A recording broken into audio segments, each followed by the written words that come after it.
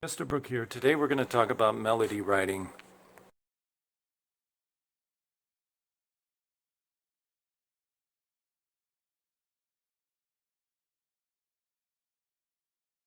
So in this video I'm just going to recap what's already in Kostka's text in bold in chapter 5.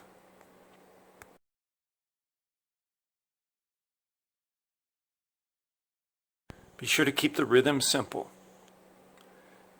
You don't want to get into trying to complicate things at this point. This is the first stage project and we're building on what we're learning throughout the semester, so you will get an opportunity to take it up a notch.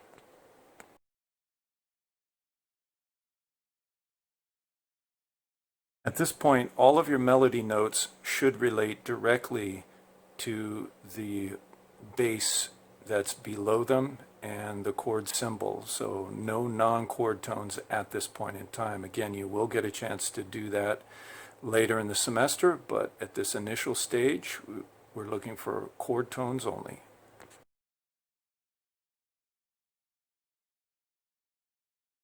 And I realize this is not always easy because of the nature of chorale writing, but if possible, you want your melody to be conjunct or stepwise in its motion.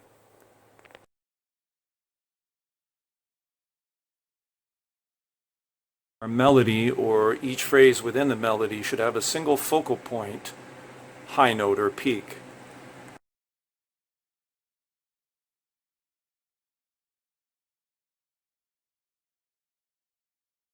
If your melody is going to travel by leap, just avoid augmented intervals. For example, the augmented second, so that would be like going from the 7th degree to the lowered 6th degree in minor.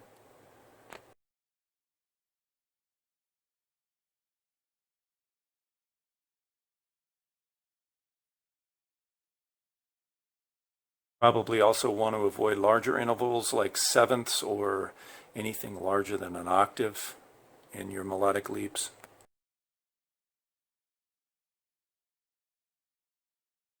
Leaps that are a fourth or larger, you probably want to come out of that leap by changing direction. In other words, traveling the opposite direction of the leap as you move out.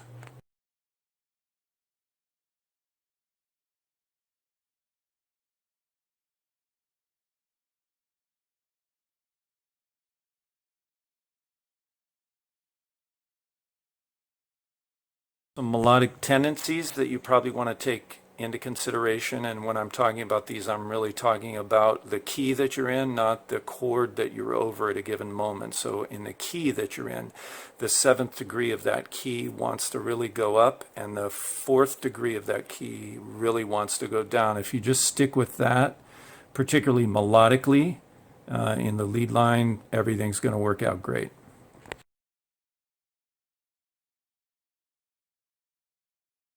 This is not necessarily a melodic suggestion or a melody writing suggestion, but really watch the range of your melody, try to stay within the staff, and watch the spacing between your melody and your bass part. So you don't want to get way separated because you'll run into problems.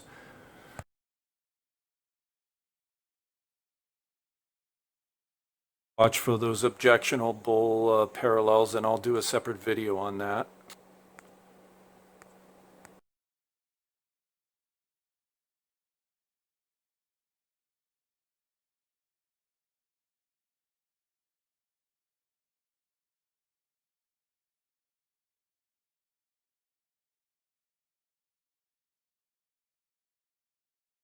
Okay, so I have some additional advice, and this is not in Kostka's chapter 5, but it's quite obvious, at least to me, and that is that you want to be able to sing or whistle your melody.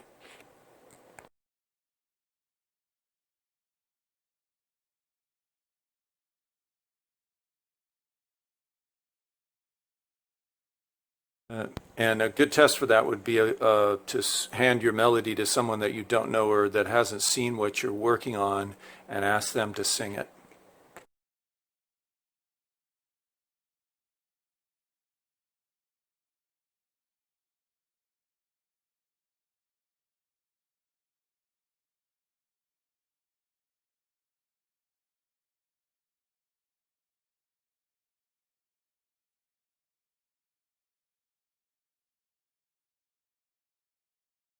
Be sure to play or record your finished product and kind of evaluate it as objectively as you can. You can also play it for someone else and have them take a listen to it and see how close that came to your original intention, because after all, we only want our mind and our knowledge of certain rules to guide us so far.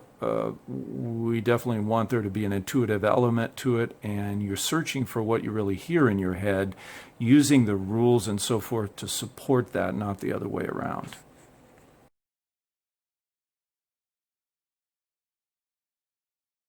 I think that's all I'll say on this particular video. I'll come back and put my 2 cents in terms of how I feel about diatonic harmony and how it functions, and some other subject matter like chord notation, chord terminology, etc., so that hopefully we can get you maybe just a little bit expanded beyond the limitations of what Kostka is saying, and maybe open up your perspective just a little bit beyond that, so that you don't feel too terribly confined and like there's a lot of I can'ts and I can't do this and I can't do that and this is not okay and that sort of thing. So I just want to kind of be there to broaden your perspective a little bit. So I'll revisit these various subjects in the coming weeks.